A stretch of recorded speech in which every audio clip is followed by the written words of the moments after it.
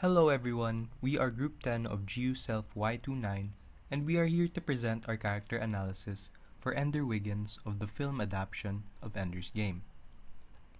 Our analysis will feature three perspectives of viewing the character: sociologically, psychologically, and philosophically, each to be discussed by Tommy Gonzaga, Amir Hakim, and Joseph Gatikalis respectively. So first, a brief synopsis of the film. The story is set on Earth at an unspecified date in the far future. Humans have fended off an attempted invasion by an alien species, but sadly suffered 10 million casualties despite their best efforts. As a result, they have resorted to training the most mentally gifted among the younger generations to be war tacticians in an attempt to ready them for a possible second invasion. One of those recruits was Ender Wiggins, the youngest of three siblings and the only one among the three to advance to the later stages of training thanks to his brilliant mental capabilities. In the same space academy where he learns how to face the threat of interstellar war, he must also learn how to deal with his inner conflict, as well as his peers around him. So first up, we have the psychological analysis by Tommy. I am going to be talking about the analysis of Ender Wiggins' sociological perspective of the self. To those who are unfamiliar with this perspective, it basically implies that the self is not inborn, but acquired through social interaction. According to Mead's theory of self, posits that the self and the mind is developed through a social process. An individual self may develop by taking the collective attitude and social schema and reacts accordingly with its own. There are two main characters that influence Ender's self: his brother Peter and his sister Valentine. His brother has a negative and aggressive outlook towards life and always despised Ender of not being the ideal candidate that the military needs. Ender didn't want to be like his brother, and so he was influenced by his brother's personality and aggressive behavior in a way that he strived to be his brother's opposite. On the other hand, he wanted to be more like Valentine, who was too empathetic for battle school. She influenced Ender to have more empathy, compassion, and love for others. As Ender rises through battle school, it becomes clear that his greatest strength as a warrior is his empathy with others. But, at the same time, during so-called battles, he could think like his opponents and beat them. In the end, he had wiped out an entire race and had their deaths haunt him. He would carry that guilt with him forever.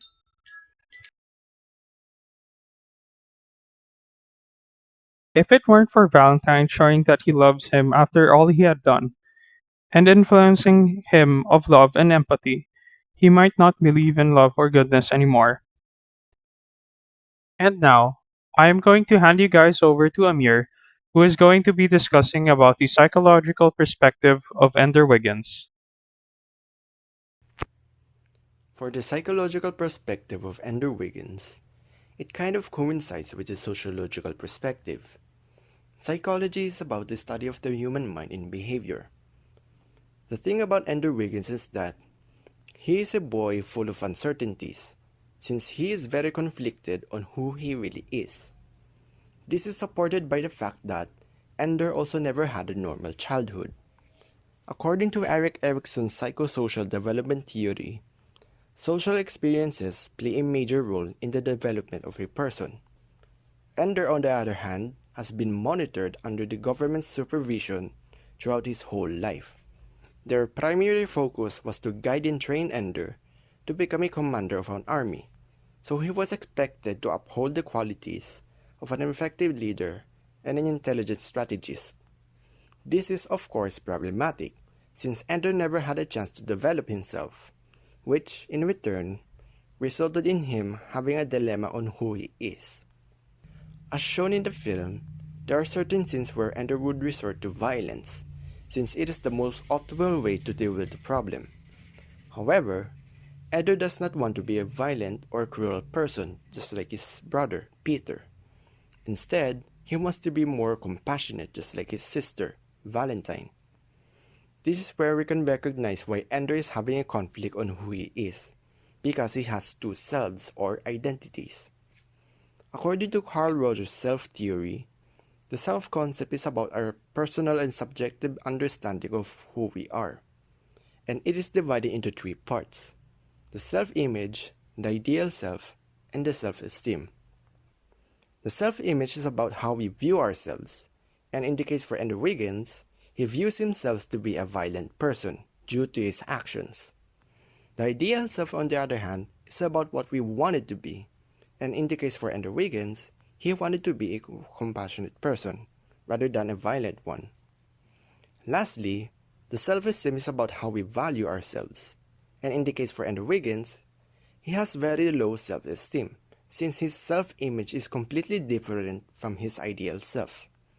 This led to the discord between his two selves, which also explains his personal suffering throughout the film.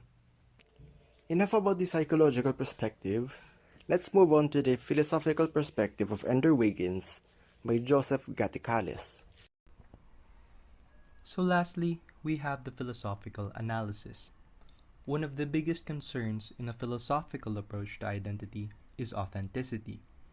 According to the German existential philosopher Martin Heidegger, quoted by Sherman in 2009, humans exist and are thrown into the world, which means that in some sense, one is always a product of the time, place, and culture within which one is born, lives, and dies. He calls that facticity, and in that facticity, that involuntary existence, we find our freedom of choice and its necessity. So what is authenticity then? According to the Stanford Encyclopedia of Philosophy 2014, the term authentic is used either in the strong sense of being of undisputed origin or authorship, or in a weaker sense of being faithful to an original or a reliable, accurate representation. To Heidegger, quoted by Yacobi, authenticity is choosing the nature of one's existence and identity. Quoted by Sherman in 2009, it entails a kind of shift in attention and engagement, a reclaiming of oneself, from the way we typically fall into our everyday ways of being, and seizing upon glimpses of our truer, uniquely individual possibilities for existence. In layman's terms, it's really about taking time to really reflect on one's true feelings, beliefs, desires, and goals, and choosing what to do what is in line with them. So in the film, was Ender Wiggins authentic? My answer is yes. There were many instances when he spoke and acted sincerely, even when he knew there could have been consequences. An example of this was when he kept asking questions to Sergeant Dapp when he was scolded for, quote-unquote, talking back to the commander about his blocked emails. Another example is his attempt at compromise with his former captain, Bonzo. He also showed genuine emotion and acted accordingly. The biggest examples being his sadness and frustration reflected in his breakdowns when he severely injured Bonzo while defending himself and when it was revealed that he unknowingly committed genocide.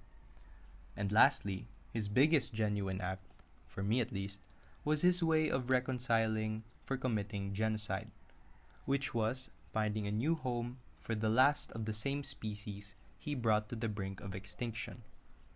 From the very start, it seemed like his goal was peace and not conflict. He only participated and acted as he did in the final simulation only because he was told it was just that, a simulation. To him, participating could have been a means to an end, the end being attempting contact once he became a commander. But even then, after unknowingly doing something that went against his principles, he decided to try and make things right.